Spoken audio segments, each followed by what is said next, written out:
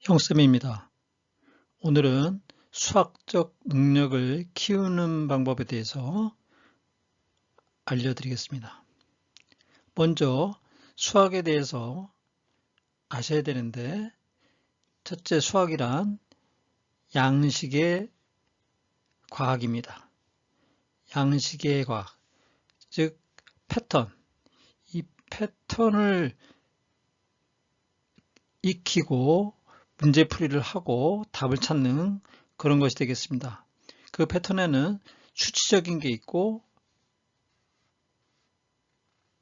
그다음에 형태에 가는 게 있고, 수치에 가는 게 있고, 어떤 꼴, 형태에 가는 게 있고, 또 운동에 대한 패턴이 있을 수 있고, 또 행동에 대한 패턴, 이것까지도 다 수학에서 광범위하게 다룬다고 생각하면 되겠습니다. 두 번째, 수학은 수학적 표시가 있습니다. 표시.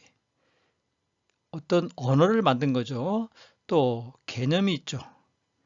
우리가 일상생활에서 말하는 언어 표현하고 다른 개념이 있죠.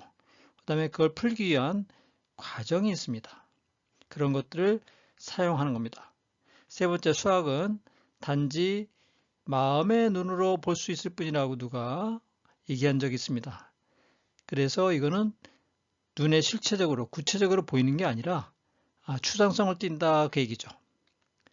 네 번째, 추상적인 존재. 이 추상적인 존재를 표현하기 위해서 문자, 말, 그림 등과 같은 기호, 이 기호를 사용하죠. 그래서 그 존재의 인식과 밀접한 관계가 있는데, 수학에는 이 기호만 가지고는 부족하기 때문에 어떤 말도 해야죠. 그 기호 안에 어떤 의미가 내재되어 있겠죠. 이 내재되어 있는 것은 결국 화학적인 것을 뜻하는 겁니다. 그래서 수학도 화학적인 의미가 있습니다. 다섯 번째, 수학의 특징은 알고리즘적이고 앞뒤가 이렇게 맞아떨어져 가는 스텝별로 구성되어 있다 그 얘기죠. 그다음에 계산적인 면이 좀 강하죠. 계산적인 면이 강하나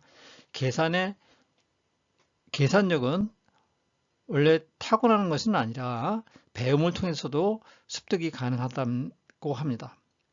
여섯 번째, 수와 점과 선과 이런 거를 다루는데 평면, 곡면, 기하학적 도형, 함수 등은 인간의 총체적인 정신에 존재하게 순수하는 아까도 말씀드린 대로 추상적인 실제다 그 얘기입니다.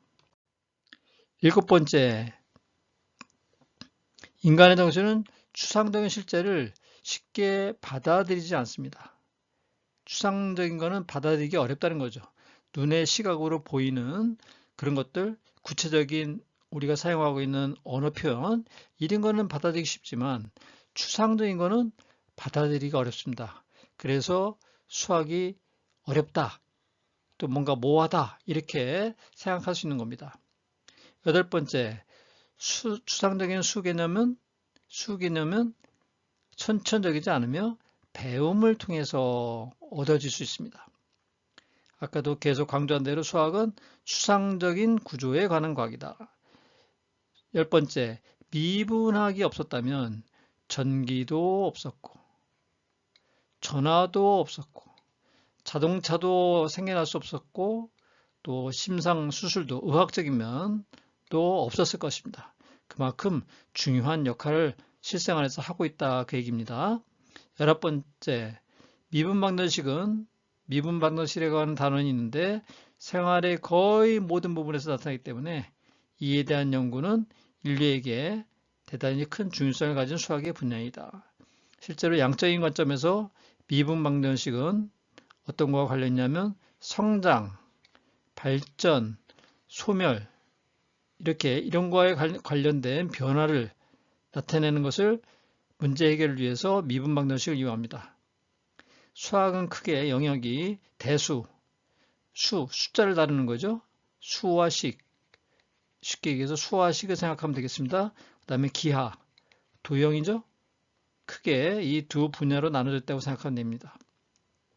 수학도 언어하고 상관있다 그랬죠? 어학적인 측면이 있다고 그랬는데 수학도 언어이다. 우리가 언어를 어렸을 때부터 엄마를 통해서 기본적인 생활 언어를 배우지 않습니까? 그리고 언어를 계속 구사하고 독해력이 향상돼서 좀 더 고급스러운 고차원적인 언어를 구사하듯이 수학도 최초의 쉬운 어떤 계산부터 시작해가지고 산수라고 그러죠. 계속 이거를 층을 쌓아나가면서 발전을 시켜 나가야 됩니다. 그럼 발전을 시키려면 어떻게 얘기했어요? 노력이 필요한데 이건 추상성이 있다 보니까 시간이 오래 걸리죠. 그래서 이것이 지속적으로 해야지만 효과가 나타난다. 그렇게 보면 되겠습니다. 그러면 이런 수학적 특징 하에서 수학적인 능력을 키우기 위해서는 어떻게 해야 되느냐? 저의 많은 그동안의 학습 경험을 통해서 내린 제 주관적인 결론이 되겠습니다. 첫째, 수학도 일종의 언어이니, 아까 언어라고 그랬죠? 수학도 언어이니 유아기 때부터 부모로부터 언어 습득이 중요합니다. 부모님이 아기야 언어 교환을 최대한 많이 해줘야 됩니다. 두 번째, 수학은 추상성이 강하므로 그 수학적인 것을 탐구해보려는 자유의지, 이 자유의지가 굉장히 중요합니다. 자유의지가 있어야지만 이거를 수학을 하게 되는 들어갈 수가 있습니다. 그래서 자유의지의 발현을 쉽게 할 수 있어야 되는데 그러려면 유아기부터 자기가 하려고 하는 자유의지의 표현 행동을 최대한 저해해서는 안 됩니다. 그는 부모님들이 명심하시고 이거를 저해해서는 안 됩니다. 가능하면 큰 문제가 없으면 아이들이 하는 행동에 대해서 관찰만 해주고 저지를 하지 말아야겠습니다. 세 번째, 수학은 대소와 계하를 기호 논리로 표현한 것이라고 그랬죠. 이 수학적 기호에 익숙해지도록 해야 합니다. 기호를 자기 언어처럼 자연스럽게 구사하려면 많이 보고 많이 연습해야겠죠. 거기에는 집중이 필요합니다. 또한 통찰력도 있어야 됩니다. 자꾸 열심히 하다 보면 집중해서 하다 보면 통찰력은 저절로 키워지죠. 그것이 몸에 밴 습관이 되어야 됩니다. 습관. 이렇게 될 수 있도록 도와줘야 합니다. 네 번째, 수학적 탐구는 시간이 오래 걸리므로 한 곳에서 지속적으로 앉아 오래 무엇인가에 집중하는 습관이 생기도록 도와줘야 합니다. 아이가 혼자 하기 어려우면 부모가 같이 하여야 됩니다. 3살 버릇 8까지 간다고 그랬죠? 어릴수록 이러한 습관을 잡아주는 것이 굉장히 나중에 큰 역할을 할 것입니다. 다섯 번째, 수학의 영역인 기하편은 도형에 관한 관찰이 필요한데 유아기 때부터 도구 사용하는 거예요. 도구, 그다음에 기구, 놀이시설 이런 걸 이용하게 하여 공감각이 좋아지도록 도와줍니다. 이게 나중에 수학의 기하편을 공부할 때 큰 역할을 할 것입니다. 어렸을 때 도구, 기구 사용, 또 놀이시설에서 열심히 노는 거 이것도 나중에 공감각이 좋아져서 기하편을 수학 공부를 할 때 도움이 됩니다. 6번, 고도의 집중력이 있으려면 지식과 두뇌 힘만으로는 충분하지 않습니다. 반드시 체력이 바탕이 되어야 됩니다. 특히 하체 체력이 좋아야지만 뇌에 산소가 공급이 잘 돼서 뇌의 활동이 활발해지기 때문에 어렸을 때부터 체력을 키워야 되는데 잘 먹여야겠죠? 또 운동도 적절하게 시켜야겠습니다. 7번째, 아주 중요한 것인데요. 정서적인 밸런스가 중요합니다. 수학학습은 문제 탐구를 할 때 쉽게 흥분하거나 정서적으로 불안정한 상태에서는 머리의 내용이 직접 저장이 되질 않습니다. 이에 집중하려는 의지 자체가 실현되지 않습니다. 그래서 정서적인 밸런스, 그러한 환경을 만들어주는 것이 부모님한테도 필요하고 본인한테도 그런 노력이 필요하겠습니다. 그러면 수학력을 갖다가 키우는 방법에 대해서 얘기를 했는데요. 이해하기 쉽게 단계별로 비교해 보겠습니다. 1번 초등학교 같은 경우에는 이렇게 1 플러스 2는 3이다 있으면 이거는 보통 산수라고 얘기하죠. 산수. 1 플러스 2는 3이다. 산수라고 보통 얘기합니다. 산수. 초등부에서 하는 거죠. 이 난이도를 1이라고 하면 중학교로 넘어가면 1차 방정식이 나옵니다. 요 2라는 값 대신에 문자를 이렇게 쓰게 돼 있죠. 미지수라고 그러죠. 미지수를 사용하면 1번의 내용을 연상을 해야 되는데 산수를 연상을 해야 되는데 이게 조금 더 어려워지는 거죠. 모르는 걸 찾는 거니까 그 난이도는 3 정도 올라갔다고 보시면 되겠습니다. 그 다음에 중3부터 고1까지의 2차 방정식이 나옵니다. 차수가 커진다는 얘기는 이게 이 1차는 길이의 개념이고 요거는 넓이, 면적의 개념입니다. 뭔가 두 개를 찾아야 되기 때문에 인수분해도 해야 되고 뭐 그렇단 말이죠. 그래서 여러 가지 방법이 도구가 사용되는데 여기에서 더 생각을 더 많이 해야 되기 때문에 단계가 이렇게 거의 2배 정도 뛴다고 보시면 되겠습니다. 그 다음에 고1부터는 본격적으로 도형과 대수를 합친 평면좌표니 원의 방정식이니 도형과 대수를 합쳐서 푸는 그런 문제풀이들이 나오기 시작하는데 이거는 또 많이 수준이 올라가서 10이라고 볼 수 있겠습니다. 그 다음에 2차 함수가 나오죠. 함수를 학생들이 처음에 굉장히 어렵게 생각하는데 이 그래프하고 상관 있죠? 그래프도 그려야 되고 그래프를 해석해야 되고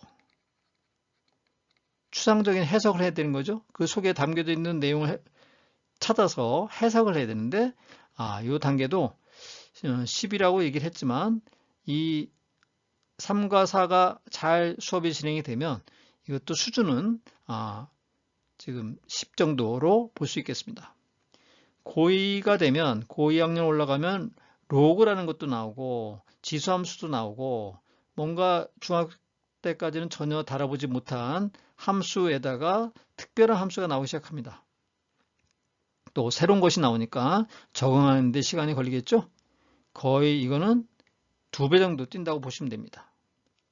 그 다음에 고2부터는 이제 미적분이 나오는데 여기는 보통 문과 학생들이 다루는 미적분이 있고 이과 계열로 가는 학생들이 다루는 미적분이 있죠. 이과 학생들은 이 문과 과정 다함수의 미적분을 포함하는 거죠. 포함하고 플러스 알파 이렇게 되는 거죠. 그러면 여기부터는 지금까지 배웠던 모든 수학적인 내용을 다 이용해서 해야 되기 때문에 거의 수준이 50 정도로 올라간다고 볼 수 있습니다. 이걸 가지고 결국은 고3 때 수능을 풀게 되는 거죠. 그 다음에 별도로 확률과 횡렬이 있습니다. 이건 좀 영역이 좀 다른 영역이죠.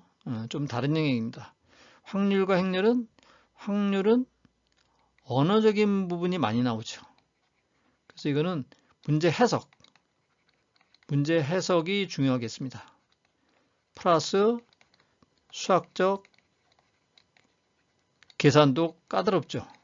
만만치 않습니다. 이거는 고2에서 다루는데 별도 단원이기 때문에 20 정도로 봤습니다.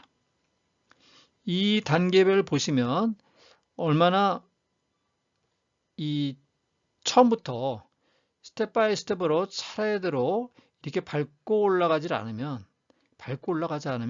이것을 고3 때 돼가지고 어려운 것을 잘 해낼 수가 없습니다. 불가능합니다. 그래서 수학은 스텝별로 차근차근 꾸준히 잘 하는 게 굉장히 중요하다고 말씀을 드릴 수 있겠습니다.